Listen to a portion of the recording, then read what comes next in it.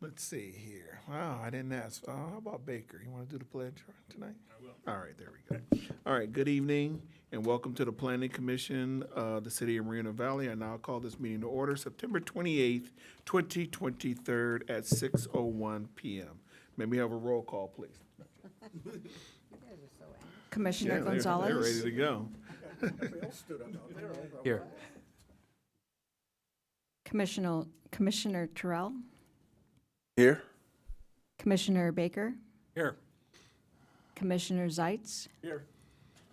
Commissioner Steffen, Present. Commissioner Taylor, Here.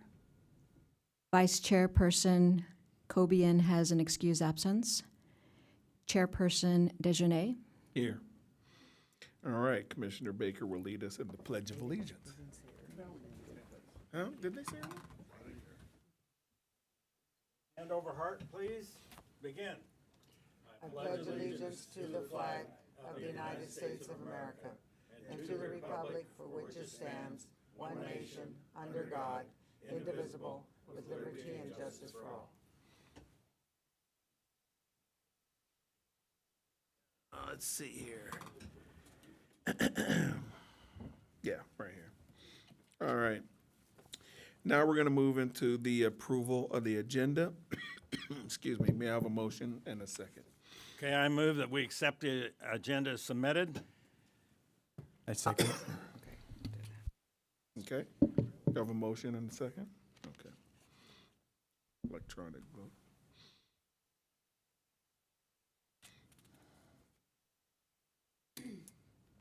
Okay, the motion does carry.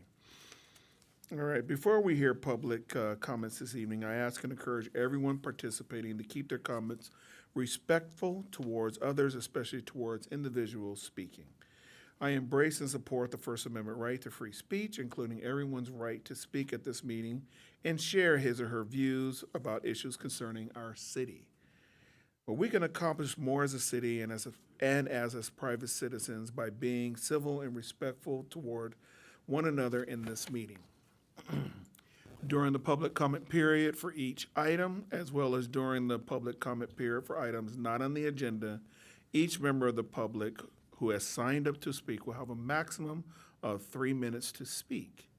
Any person wishing to address the commission on any matter, either under the public comment section of the agenda or scheduled items or public hearing, must fill out a request to speak form available at the door.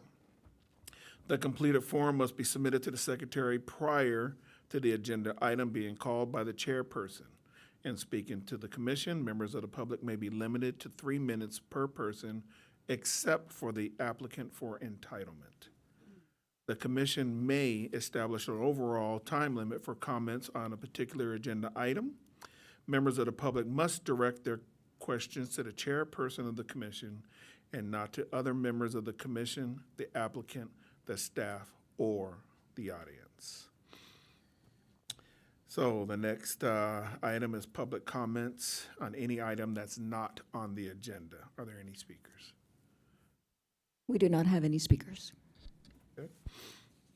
The next item on the agenda will be the approval of the consent calendar. All items listed under the consent calendar are considered to be routine and non-controversial and may be enacted by one motion unless a member of the commission requests that an item be removed for separate action. Items withdrawn for report discussion will be heard after the public hearing item. Questions or comments from the public on the consent calendar matter are limited to 3 minutes per individual and must pertain to the subject under consideration. I would imagine that at this time, does any commissioner want to pull an item from the consent calendar for a separate vote? Okay. All right. Do we have any public comments for items on the consent calendar? No public comments. All right. Do we have a motion and second for the consent calendar? I'll move that we accept the consent calendar submitted. I'll second. All right. We have a motion and a second.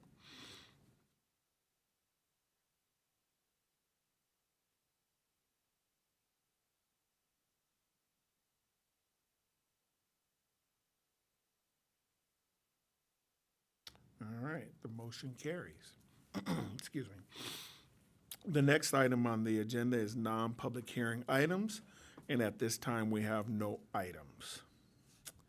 The next item on the agenda is a consideration of the public hearing items. I got some information about that. Sean, okay? Please just, if you want to move forward and introduce the item, then I will give a brief presentation. Sure. Item number one, the applicant is requesting approval of a tentative track map number 38667 to subdivide 887.3 acres of land into 14 number parcels and 80 lettered lots for public street, private driveways, landscape, and access. Thank you, Chairman. Just a real quick report on this one this evening. This afternoon, we received a request from the applicant to continue this item to our next regularly scheduled meeting on October 12th, 2023.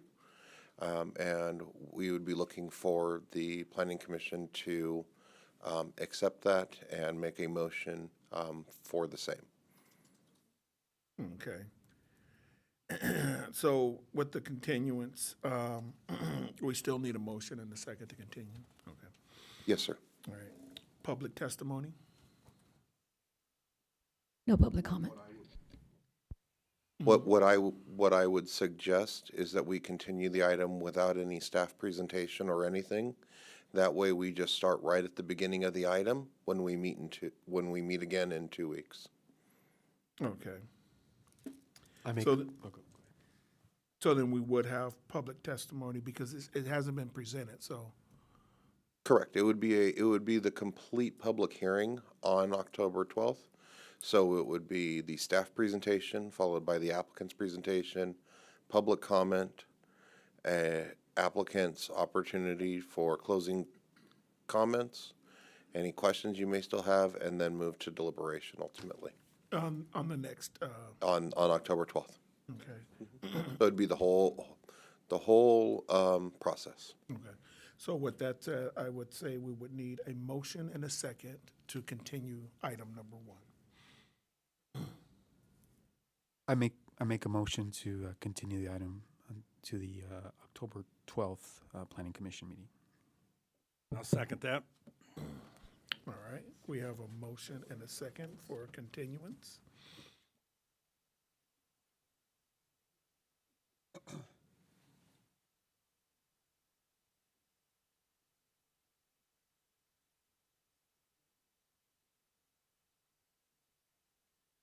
All right, the motion does carry. All right, with that said, I believe we wouldn't have a staff wrap-up then. All right, let's keep it moving. All right, let's go to item number 2. The applicant is requesting approval for a construction of a 64-unit apartment complex. Do we have a staff report?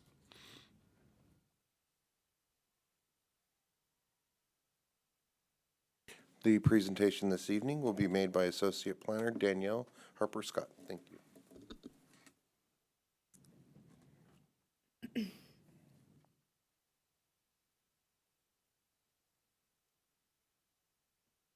Thank you, Chairman and members of the Commission. Danielle Harper-Scott, Associate Planner.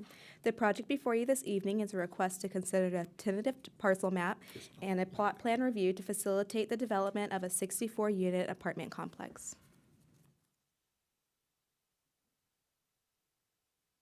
The project site is located at 13989 Moreno Rose Place, situated on the north side of Alessandro Boulevard and east of Flaming Arrow Drive, and is within the Corridor Mixed Use District. Surrounding development to the north and then the west consist of single-family residences within the Residential 5 District.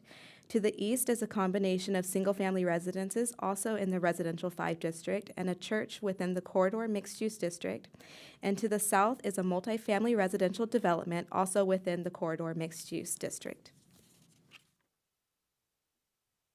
The applicant is requesting approval of a tentative parcel map number 38599 to subdivide an 8.99 acre parcel developed with 30 single-family residences into 2 parcels.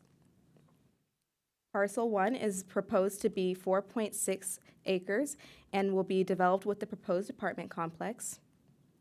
Parcel 2 is proposed to be 4.38 acres and will consist of the existing single-family residential development. A condition of approval has been recommended to require a 6-foot solid decorative block wall with pilasters and a cap along the perimeter of the entire project site of Parcel 1 and 2. In addition, the applicant is requesting approval of a plot plan review to construct an apartment complex proposed on Parcel 1. The proposed apartment complex will consist of 64 units located within 8 two-story buildings. The proposed project will consist of 32 two-bedroom apartments and 32 three-bedroom apartments. The proposed project provides 86,302 square feet of open space, which consists of outdoor amenities, including enhanced seating and barbecue areas. Access to the proposed project site will be provided from Alessandro Boulevard via Sarah Street, an existing unpaved private street located on the property that will be required to be improved as a part of the project. The project provides a total of 160 parking spaces, consisting of 103 covered parking spaces and 57 uncovered parking spaces. The proposed elevations reflect a traditional architectural style and include exterior stucco and wood siding exterior finishes. A condition of approval is recommended to revise the roofing material to incorporate a flat tile roof, revise the color of the window trims and doors to a color that contrasts with the main building color, and incorporate window mullions. The proposed project, as designed and conditioned, is consistent with the city's general plan and municipal code requirements. Staff recommends the Planning Commission adopt Resolution 2023-41, adopting the ISMND and mitigation measures and reporting program, and adopt Resolution 2023-40 to approve the project. This concludes staff's presentation. I am available for questions. The applicant is also present. Thank you. Any commissioner questions for staff? I have one question. Will Sarah Street become a public road, or will after the process? It'll remain a private street. Something private.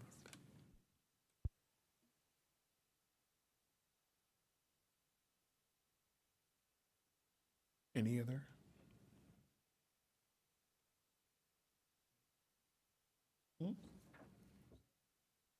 No, okay. All right.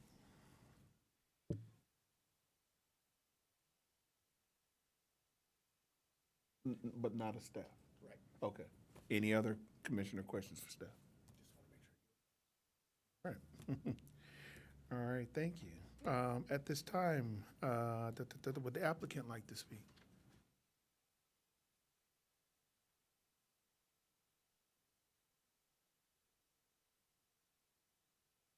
Hello, my name is Tran Chung, and I'm the applicant. I have no comment. I accept all the I guess what she's trying to say. I accept whatever the planning commission on the proposal on the project. And if you have any questions, I like to defer to my team for the project. Sorry, a little nervous here. Never done this before. We're pretty nice people. No. Any questions for the applicant? Question for, Okay. now, you are gonna accept that exterior change for the paint to match the tile on the roof? Is that? Yes. That's a condition, right? Yes. Okay, Yes. and that you're okay with the block wall all the way around the property? Yes. Okay, very good, thank you. Yep, thank you. Any other questions? Thank you. No, I think we have a couple of more. Stay there. Yeah, we have a couple more questions. Okay, with the new findings that they're coming out with having gas stoves and gas heaters and all this stuff, what type are these gonna be all electric apartments? Is there gonna be solar panels put in to run this? There's been large studies done about how harmful it is to children to have basically open flame in your house. So I'm just wondering, is that part of this? I'll actually step in for that question. So under the California Building Code, there is a requirement for solar on all of the residential units. At this point in time, the California Public Utilities Commission is still allowing for gas appliances within homes. They are actually to some degree subsidized, which is why we do still see quite a number of developments that do make such a proposal. But there are some applicants who do wish to do that, but it is at their option. There's nothing in the environmental document that would ultimately mandate something like that for this project. So with that, I'll let them answer the rest of your question of whether or not they're going to do it or not. Well, I don't know how much of an answer I'll give you, but I'm Greg Irwin with Irwin Partners Architects. At this point, I don't think it's been decided whether it'll go gas or electric. I think it's down the road when we get there, what is the most efficient way to provide that, cost of gas, cost of electricity, cost of appliances, they're all different, and we'll have to wait to see where we are and even what's available at the time. But I don't think we have any decisions of one way or the other yet. Yeah, I just would like to see it because it does reduce the carbon footprint, and it is better health for our children. And Understand. yeah, and then this might be staff question too. Your configurations or your configuration. Adequate parking space. We always never seem to have enough parking spaces in our apartment complexes. Is this something that has been taken into consideration, and are we at like the minimum amount of parking spots for this, or have they proposed a larger number? The project does comply with our municipal code parking requirements. I can pull up the exact number to see if they are exceeding in just 1 second. It also appears that the applicant's consultant is doing the same. Well, there's never.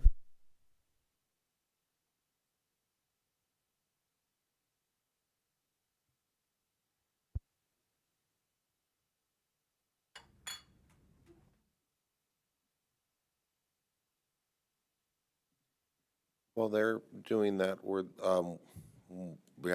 field another question while they're doing the research. I do have a question, just about the property in general, the design of it. I didn't see a pool. Is there going to be a pool? No, No. Oh, so these apartments are not considered luxury? no. It's really workforce housing that we're going for, but it's because it's a small family-owned company. They're not wanting to go through government and try to make it affordable. They're just going to try to make it affordable through themselves, developing it. Thank you. Another quick question. With the amenities, is there any restriction on animals, such as dogs, cats, things of that nature? And if there is dogs allowed in there, is there somewhere in the complex a place that they can take the dogs to let them run and let them do their due diligence and go from there? Yeah, the whole center of the property is an open space, and I would imagine pets are welcome always in most places. Just a matter of maintaining friendly pets. Yeah, no, I fully understand. But I mean, is there going to be actually a fenced-in area that if they wanted to turn the animals loose? No, we to let them didn't put a separate dog around? park. No little in there. dog park or anything of that nature? And then my final question is, I know a lot of companies are doing it now, and being that you're a family-owned one, are any of these apartments or any portion of this complex part of low income? They are not part of low income because they are not wanting to go through the process of dealing with the government to go through that process of low income. Their goal of the rent is to keep it very affordable for the people in their neighborhoods, similar to the houses that are there existing today. A lot of those houses have 2 and 3 generations of family living within those houses. So the goal is to supply housing for the same people, which is an affordable market, but it's not Because through I know that a lot of process. cities are having it, and this is something staff has to do with it. A certain amount of apartments in a large complex are low income, so that way they can integrate low income. Everybody's a happy family then. So Okay, this, back to my original question. so real quick on that specific question, the city of Moreno Valley does not have an inclusionary housing ordinance. Ultimately, we complied with our RENA allocation without the need for such a proposal. If they did decide to go through the process of Section 8, they would actually be doing that with the county, not with the city of Moreno Valley. And their proposal, as they've identified, they did not seek any density bonuses or anything by initially identifying them as affordable housing in any way.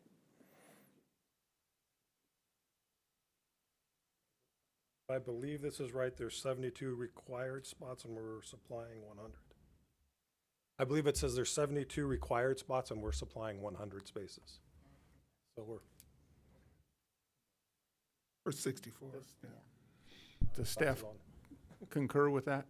The project actually is providing a total of 160 parking spaces. It meets the requirements of for the code, but it does not exceed. So they're providing 160, and they're required to provide 160. Okay, thank you. When I looked at the plans, I didn't see that. One of the things I ran into when I first bought my Tesla, I lived in an apartment, no place to charge it. Are there any EV charging stations? Yeah, they'll be required by state code now, Okay. and they've actually gone up since this was originally last year with the code update. Fantastic. Because usually in an apartment, you no place to charge. Yep. Okay, great. I like it. Any other questions for the applicant?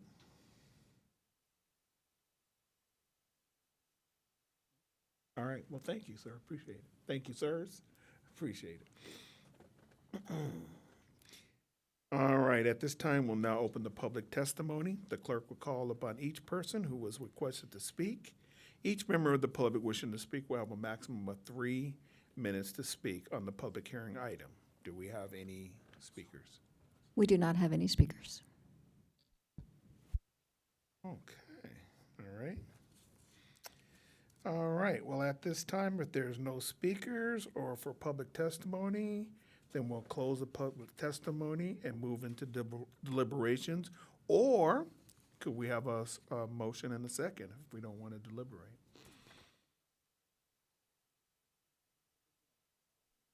Just some little comments. Sure. First of all, thank you for investing in our community again.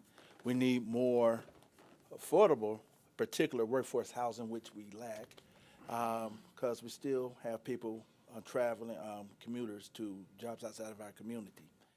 Also, I would like to say also that with your project, it's consistent with what you just mentioned a few minutes ago, is that your project, the house, because I used to walk by that development, that proposed development, going to the library where I didn't have a car, so I used to walk there, and I always saw that empty field over there. So finally, we're doing something good that's going to improve and include more stock to our community, so for people to have a place to live and work in the same place. And also that this project does, as noted, it provides 86,302 square feet of open space compared to the city requirement of the 19,200 square feet, which is also, and the final thing I would like to say is the fact that when this comes online, this project comes online, the residents who live there will add income to our community. Plus, our city will receive more additional funds for public safety, which we need, infrastructure. And for the kids that perhaps live there, they will provide also money for Parks and Recs program. And you have that shopping center next there where they could shop there, and it's like an economic multiplier to increase city revenues, but also it meets the needs of what this zoning is meant for, to meet the needs of the folks that live there at the same time so they can live and shop in the same place. Thank you for your investment. I appreciate that.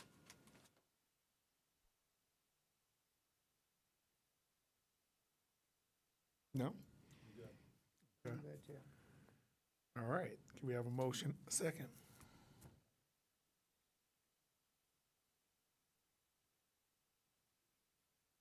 Sure. Let's see. I'll move to adopt Resolution 2023-41 and adopting the mitigation measures, and then also approving Resolution 2023-40. I'll second that. All right, we have a motion and a second.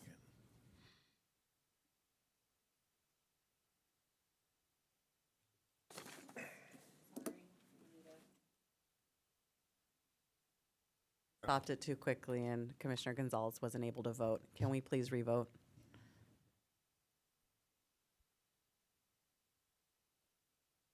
Oh, it's not It's all showing. messed up now. Yeah, it's just saying second. Okay. Give me 1 second, sorry.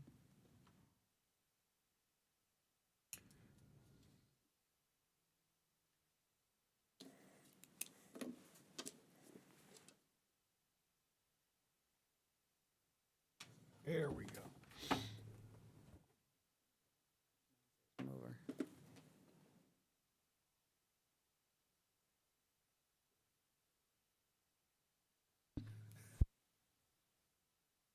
Okay. We're all in. Ah, there we go.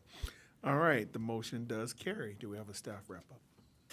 The action of the Planning Commission is an appealable action. Anyone wishing to appeal the decision of the commission must do so by filing an appeal with the Community Development Director and pay the applicable filing fee within 10 calendar days. Thank you. Thank you. All right, the next item on the agenda is other commissioner business. At this time, we don't have any business. So the next item on the agenda is staff comments. Do we have any staff comments? Got a couple of comments this evening, a couple of reminders to the commissioners. Coming up on October 18th, I know we've been talking about the hearings, but on October 18th, which is a Wednesday, the city attorney will be conducting a training session for those of you who can attend. It will be here at City Hall. I believe the time we've looked at is 6 p.m. and some light refreshments will be made available to you for that. And then I know that there's a few individuals who will not be able to attend, so we will be doing some polling of those individuals to see your availability potentially for a future Thursday evening.